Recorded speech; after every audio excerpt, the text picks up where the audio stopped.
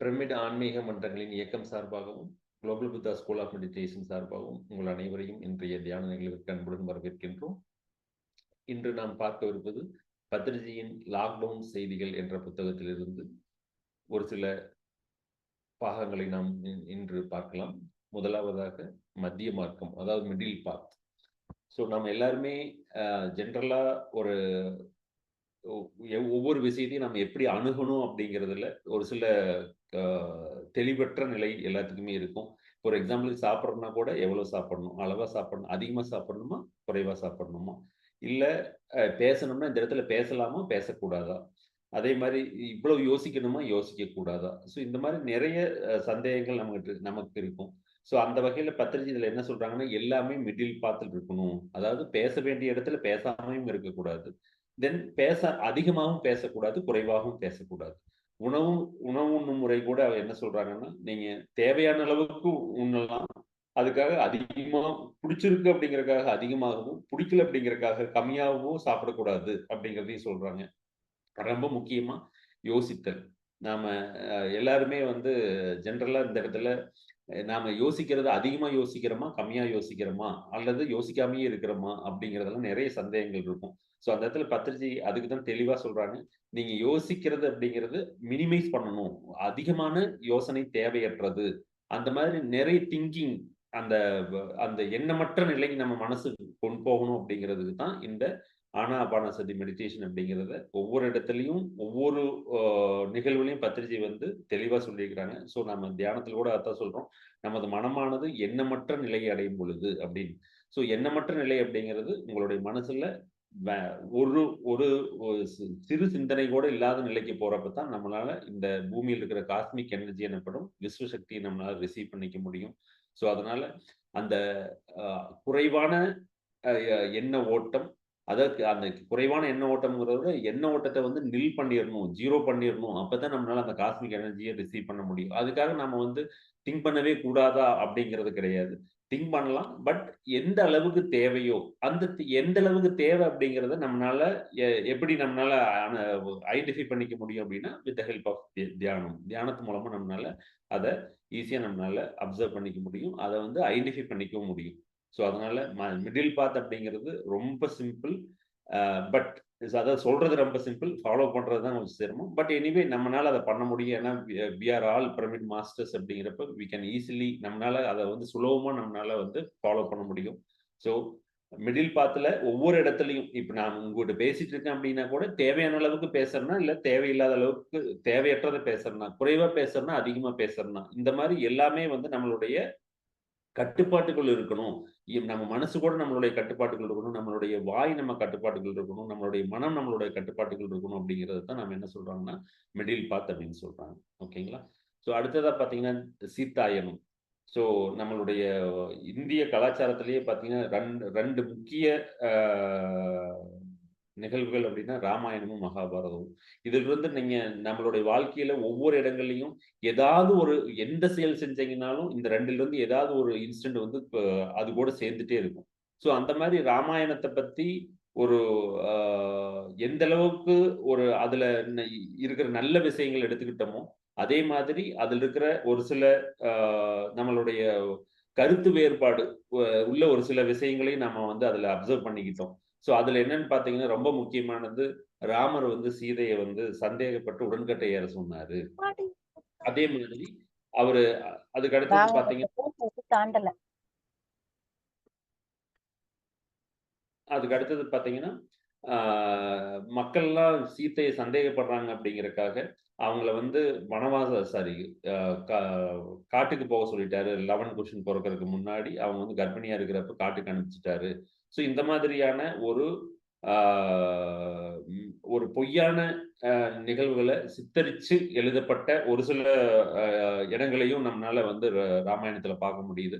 So அதுக்கு என்ன சொல்றாங்கன்னா, அந்த எழுதின ஆத்தர்ஸோட ஒரு ஒரு ஆதிக்கம். அந்த ஆதிக்கத்தினால தான் இந்த மாதிரி பெண்கள வந்து ஒரு ஒரு காட்சி பொருளா பார்க்க வேண்டிய ஒரு சூழ்நிலைய ராமாயணத்துல கொண்டு வந்தாங்க. பட் உண்மை அது கிடையாது. சீதா அப்படிங்கிறவங்க அது வந்து ஆண், பெண் அப்படிங்கிற ஒரு வேறுபாடெல்லாம் தேவையில்ல அவங்களுக்கு. அவங்க வந்து எவ்வளவு பெரிய ஒரு ஒரு தியானி. தென் அது மூலமா அவங்களுக்கு தேவையானது எல்லாத்தையுமே மேனிஃபெஸ்ட் பண்ணிக்கிட்டாங்க. அது மட்டும் இல்லாம அவங்களுக்கு வரக்கூடிய ஃபார் எக்ஸாம்பிளுக்கு அவங்கனால வந்து நம்ம இந்த ராவணன் கூட நாம போறதுனால நமக்கு வந்து மிகப்பெரிய கஷ்டங்கள்லாம் நமக்கு நிகழப் போகுது அப்படிங்கிறதெல்லாம் அவங்களுக்கு தெரிஞ்சே தான் அதுல போனாங்க. ஏன்னா, அந்த ராவணன்ங்கிற ஒரு அசுர சக்திய அழிக்கக்கூடிய ஒரே அ சக்தி வந்து ராமர். ஸோ ராமர் வந்து எப்போ அ ராவணன அழிப்பாரு அப்படின்னா, இந்த மாரி நாம போகிற ஒரு அந்த மாதிரியான ஒரு நம்மள கடத்திட்டு போய் வச்சு, அசோகவனத்தில வச்சு இருக்கிறப்ப தான் அவரு வந்து நம்மள காப்பாத்துவாரு. ஸோ அந்த மாரி ஒரு அசுர சக்தி உலகத்திலிருந்து நம்ம வெளியேற்றணும்னா, இந்த மாதிரியான கஷ்டங்கள நம்ம அனுபவிச்சு தான் ஆகணும் அப்படிங்கிற ஒரு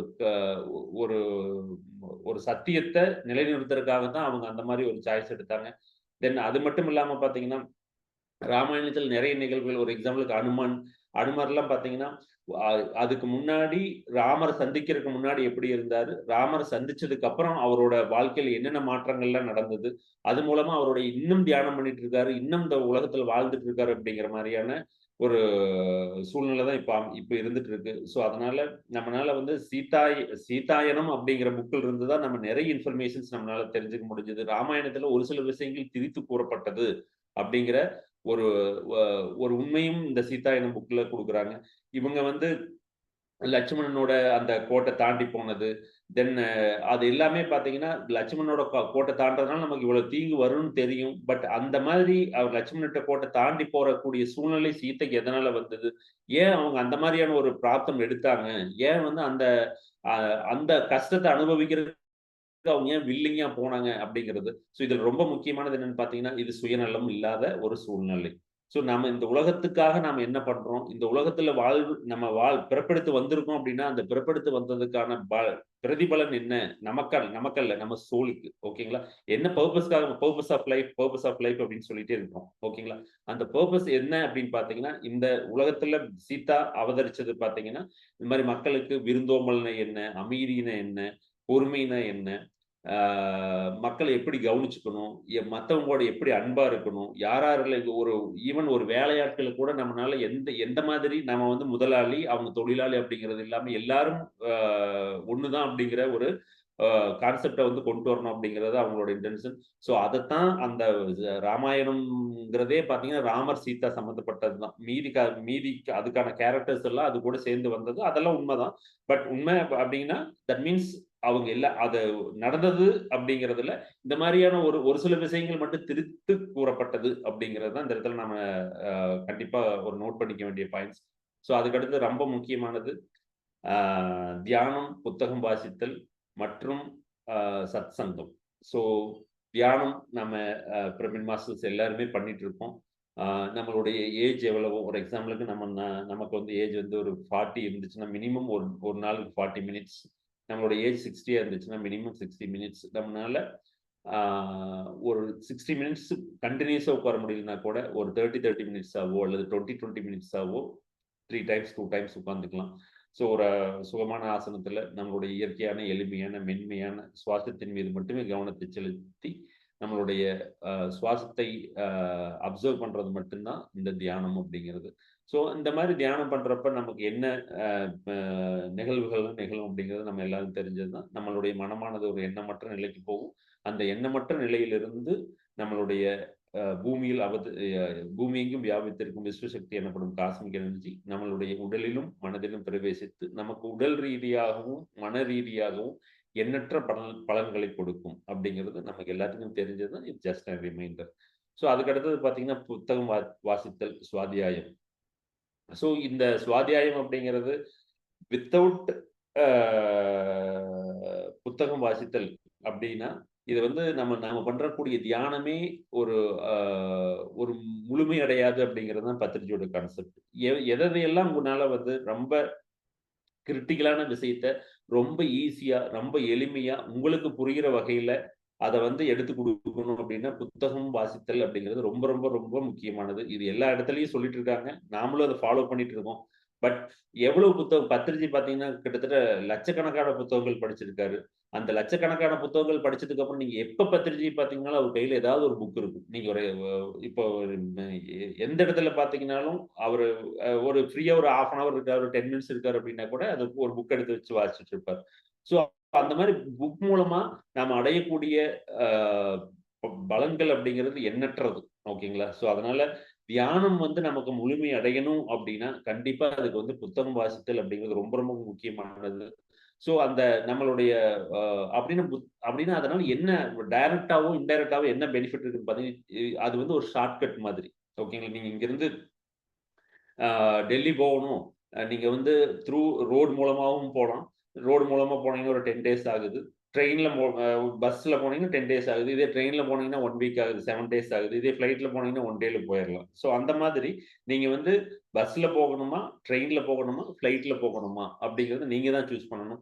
ஸோ நம்ம வெறும் தியானம் மட்டுமே பண்ணிட்டு இருந்தீங்க அப்படின்னா, நாம சொல்ற மாதிரி அது போய் சேர்றதுக்கு ரொம்ப நாட்கள் ஆகும். அந்த ஒரு நீங்க அ எக்ஸ்பெக்ட் பண்ற அந்த பர்ட்டிகுலர் டார்கெட்டையோ அல்லது நீங்க எஸ்டிமேட்டட் பிளேஸஸையோ நீங்க ரீச் பண்றதுக்கு ரொம்ப நாள் எடுத்துக்கும்.